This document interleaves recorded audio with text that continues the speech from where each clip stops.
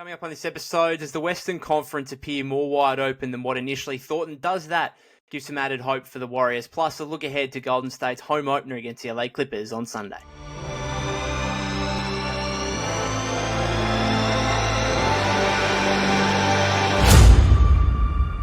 Welcome back to the Golden State with Mates podcast after the Los Angeles Lakers just recorded a 131-127 victory over the Sacramento Kings at Crypto.com Arena to go a perfect 3-0 atop the Western Conference so far, and three good victories as well against the Timberwolves, the Suns yesterday, and now the Kings. It's got me thinking about the Western Conference, and I mean, it's only early. Most teams only played 2 games, a couple have played 3 games. It's very difficult, and it's hard to gauge and evaluate every team, I think, until, I mean, we usually say, a quarter of the way through the season, like the 20-game mark is probably, gives you a good feel of where things are at in each conference and around the league as a whole. But I do think these first few games have offered up a sense that this may be more open than what we initially thought, and that there's certainly some teams we thought that would be atop the conference that have a few concerns, a few others, we expected to be pretty good that have some concerns.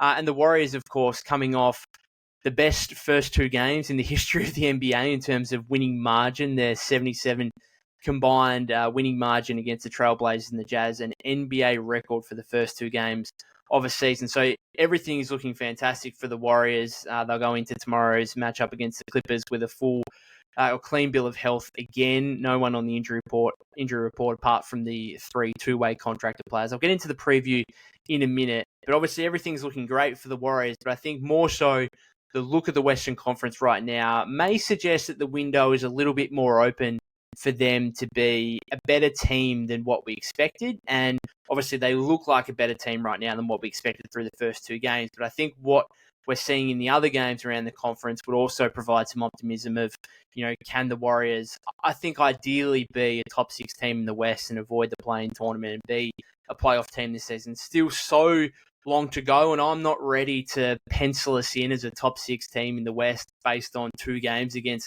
the teams I think will be 14th and 15th in the Western Conference. But it's certainly a positive start. Couldn't have been more emphatic.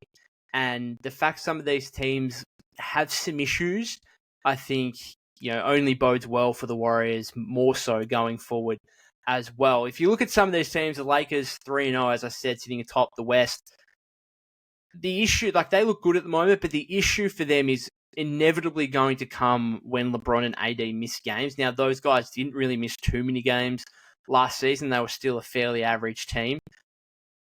Looking at their bench, I'd still be concerned if I were them. They've got a fully healthy starting 5 at the moment. Once, even a guy like D'Lo or Austin Reeves, you miss one of those guys, that could be a concern, because right now you've got Dalton Knecht, Max Christie, Jackson Hayes, Gabe Vincent coming off the bench. If one of those guys need to go into a starting role, or you need to bring Cam Reddish into the fold or something like that, Christian Wood's out injured at the moment. How much is he even going to be part of the rotation when he comes back?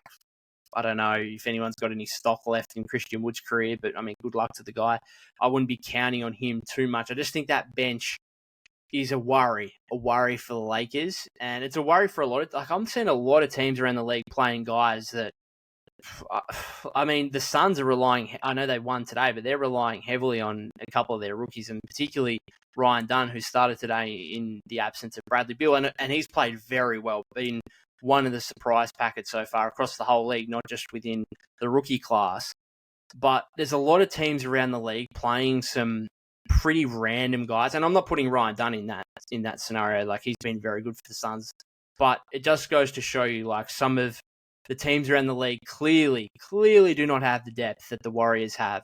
And throughout the regular season, as I've said before, that could amount to a lot for Golden State in terms of just simply racking up wins. Now, it's going to be less important come playoff time, where teams shorten their rotation to 8 or 9.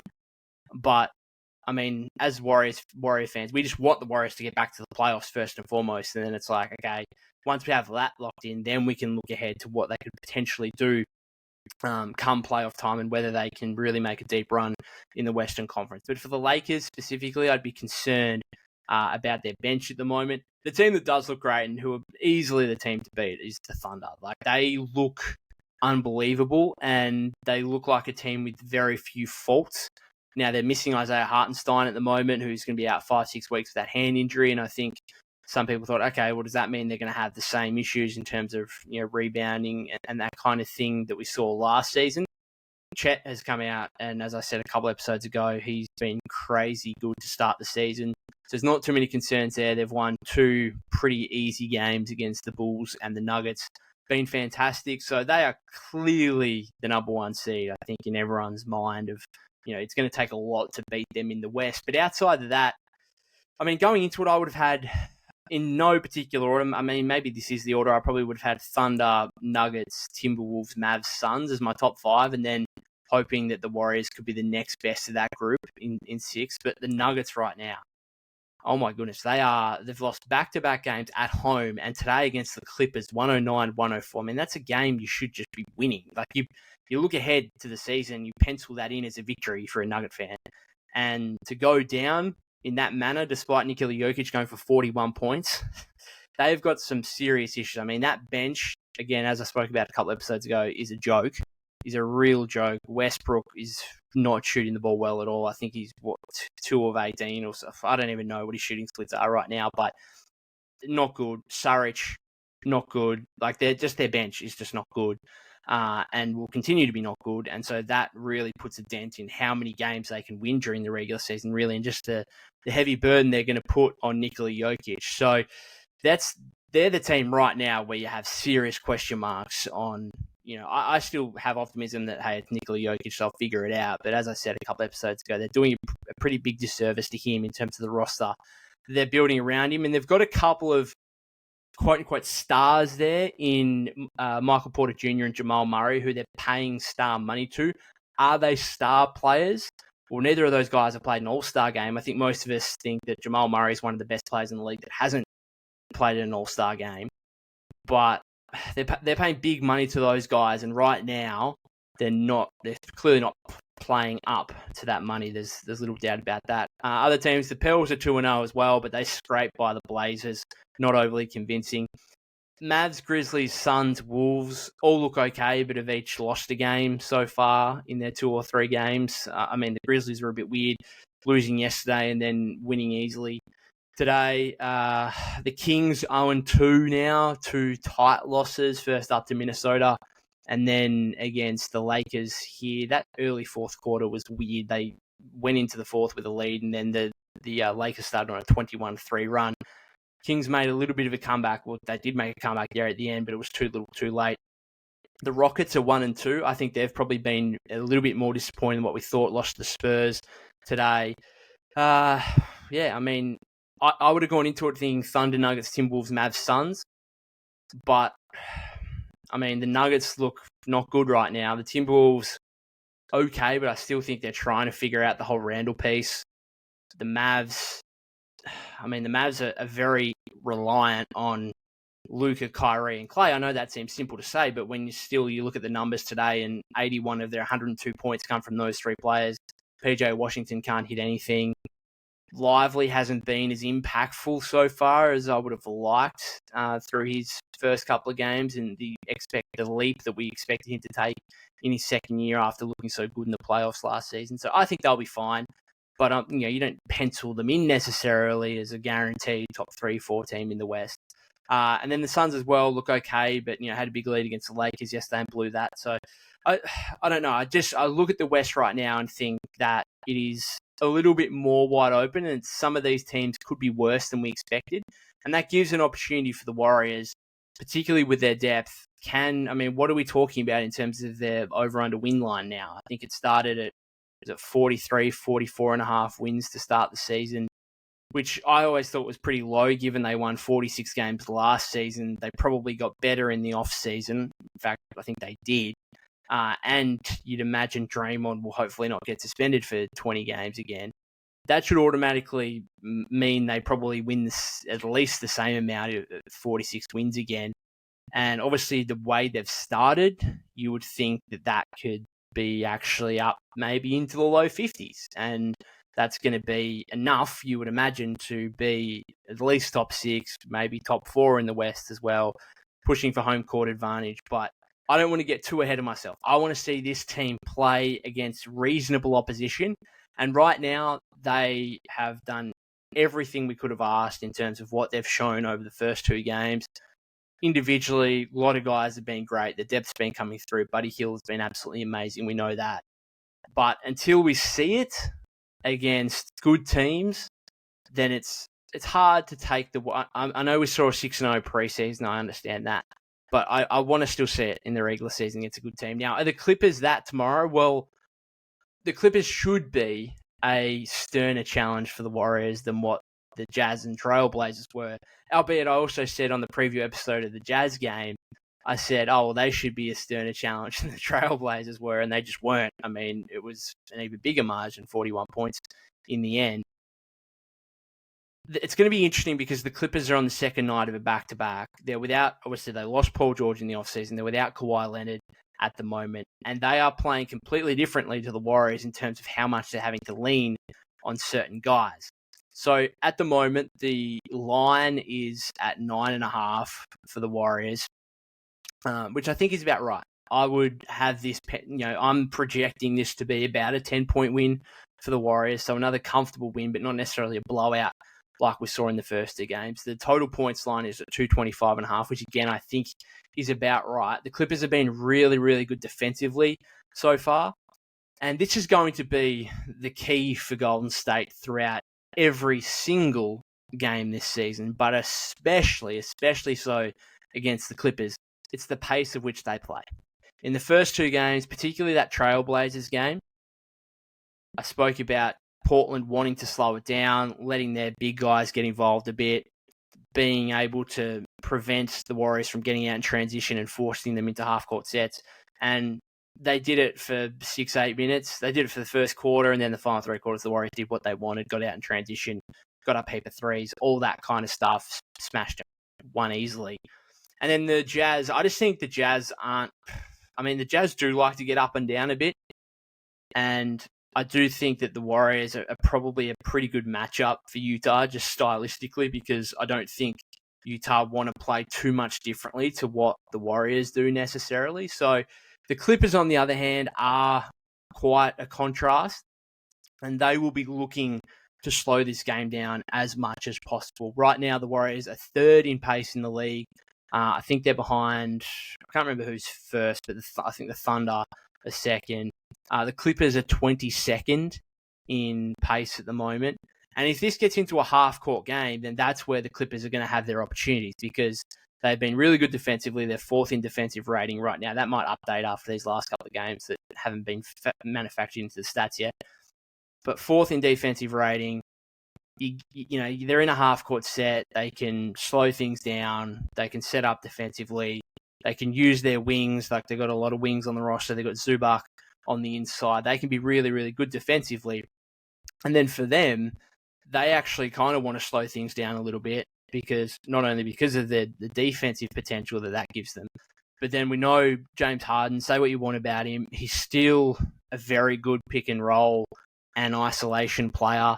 He can still pick defenses apart. He had 16 assists today against the Nuggets. So that's going to give the Clippers their opportunity. If they can slow the game down into half-court offense, that's going to work in their favor, and that's going to give them the best chance to win. And for the Warriors, not only do you want to play with pace, because that's what you do normally, and that's what the Clippers don't do, but you've also got to factor in the Clippers are on the second night of a back-to-back. Their key guys, Harden has played 78 minutes, averaging 39 minutes over the first 2 games. Zubac and Norman Powell. Norman Powell went for 37 points today against the Nuggets. Those 2 guys have played about 73 minutes over the first 2 games. Heavy minutes. Now, the first game was an overtime game against the Suns, so that's obviously adding a few extra minutes onto it. But regardless, heavy burden minutes-wise on their key guys, as opposed to the Warriors. No one has played more than 52 of the 96 possible minutes right now. So all the Warriors players have played essentially 25 minutes less than James Harden over 2 games, over 20 minutes less than like Norman Powell and Zubac over the first 2 games. And again, some of that is down to, one of the Clippers games going to overtime and the Warriors having 2 blowout victories, no doubt about that. But it is also, hey, the Warriors have a 12-man rotation, and right now the Clippers are very reliant on James Harden offensively, given that there's no Paul George anymore and Kawhi Leonard is a complete unknown in terms of his injury status and when he could possibly be back. So you see those minute totals, you see them on the second night of a back-to-back. You want to push the pace because the best thing for the Warriors here would be to break the Clippers early. Because yes, it's only early in the season. I understand that. But if you can try and break this team early on the second night of a back-to-back, if you can push the pace, get up a heap of threes, make a heap of threes early, get up by double digits, by the end of the first quarter or into the second quarter, this team might just give up and say, okay, yeah, second night of a back-to-back. Previous game to that was an overtime game. We're going to fold here. We're going to fold, and that is going to be the Warriors' best opportunity here, just to put the game to sleep early. And basically the Clippers throw the towel in and say, look, we've had enough. Second night of back-to-back. We don't think we're going to win this game anyway. Let's conserve our energy a little bit, essentially. And again, yes, it's early in the season, but you look, Harden's played 78 minutes over 2 games. Zubac and Powell, very similar to that. So the Warriors got to push the pace just from a stylistic perspective anyway. But add in those minutes in the second night of a back-to-back, that's the key. You just drill into that as much as you can if you're Steve Kerr before the game. That is the biggest factor. Just a couple of the individual matchups that I'm really interested in. The Zubac versus TJD is super fascinating to me, and he's going to go a long way. Like, if TJD can keep Zubac quiet enough, then that's going to go a long way to winning the game, because we saw in that first game in preseason, how much do you take from it? Not necessarily too much, although the Warriors' form from a team standpoint has certainly translated over into the first 2 games of the regular season. We saw in that first preseason game that the Warriors, of course, won off that Lindy Waters, the third buzzer beater. Unbelievable. But the individual matchup between TJD and Zubac really dominated him, had 14 points, 6 rebounds in less than 18 minutes, was able to connect with Harden on a couple of pick and rolls, was able to use his extra size a couple of times in the posts against TJD. So I'm really fascinated to see if Jackson Davis can get back to being far more effective against Zubac than what he was in that preseason game, because he's been excellent, absolutely elite in the first 2 games here for the Warriors against the Trailblazers, which I was concerned about with the combination of Ayton and Klingon. TJD had no issues with them, and then outplayed whatever big man was thrown at him in the Jazz game. So I've been super impressed with TJD, but this is going to be his biggest challenge, I would have thought, because right now Zubac, not only the 14 and 6 in less than 18 minutes in that preseason game, but over the first 2 regular season games here, 22.5 points, 12 rebounds, 3.5 assists in 36.4 minutes per game, shooting over 63% from the floor. So he's really in form. He's a big part of what they're doing, and that's going to be a fascinating battle. And how much does Steve have to go to Kevon Looney instead, or do they try and play small with a few more minutes of Draymond at the 5? Even we saw against the Jazz a few minutes of Kyle Anderson at the 5. So that's going to be the matchup for me. Zubac versus Jackson Davis. Can Trace try and turn the tables a little bit from what we saw in that preseason opener back in Hawaii earlier in the month? A couple other ones here. I think the Harden thing is going to be really interesting for me. So he kind of manipulated the game really well today, 16 assists, as I said. The Warriors do have a bunch of guys they can throw at him, and we know how good Andrew Wiggins has been over the first 2 games, and this is going to be his hardest test from a defensive standpoint, having to go against James Harden, who, yes, is no longer his former MVP self, but he's still a very, very good offensive player. And so is Wiggs going to be up to the challenge? I would like to think so, but as I said, it's going to be his biggest challenge, no doubt. And if Wiggins doesn't work, the Warriors do have other avenues, other pathways to go to in terms of DeAnthony Melton, who's been fantastic defensively, not unsurprisingly, but still fantastic defensively over the first couple of games. Had that block on Jordan Clarkson yesterday, a couple of times getting the passing lanes for steals against the Trailblazers, leading to open dunks. Been unbelievably good on that end of the floor. Shot not quite falling offensively, but that will come. And then, of course, Gary Payton II, who is part of the rotation, and I always saw throughout preseason and going back to the offseason as well, he's still your guy where if a guy like Harden, an elite offensive guard for the opposing team, if they get off the hook and they prove too much for Wiggins and Melton, then GP2 is the guy that you throw out there and say, just do what you can and go for it and do what you do best. And he's going to get some opportunity anyway. Like GP2's been the first guy off the bench for the Warriors here in the first two games. He's technically been the sixth man in terms of the first guy off the bench, as I said. So, I'm interested to see how much, does he get many more minutes tomorrow simply because of Harden? I think that's probably going to come down to how Wiggins goes primarily, and then when Melton gets an opportunity, how he goes as well. So that's going to be an interesting battle because right now, Harden, Zubac, Norman Powell, those are the three guys for the Warriors. And you'd think, the Jackson Davis matchup with Zubac, and then that trio, Wiggins, Melton, and GP2 against Harden. And then who takes Powell? I don't know, probably another team effort. You'll probably see Melton, GP, you see that trio have some time on Norman Powell as well, who's kind of thriving with way more opportunity. He kind of said in the training camp, I think, or in the preseason that, hey, the departure of PG gives some of us other guys a huge opportunity to try and showcase what we've got, and he's done that, particularly today with that 37 points against the Nuggets. So looking forward to this one. I think the Warriors 115-105 would be my guess. The Clippers have been pretty good defensively, not so good offensively, where I think they're 22nd. I think they're 22nd in both pace and offensive rating so far. So should be a good matchup, but the Warriors pretty heavy favourites, and you'd expect them to go 3-0, not expecting them to win by 30 plus again, albeit I think it's possible if they can try and break the Clippers early and break their spirit and basically have them give up because it's the second night of a back-to-back. We'll wait and see what happens.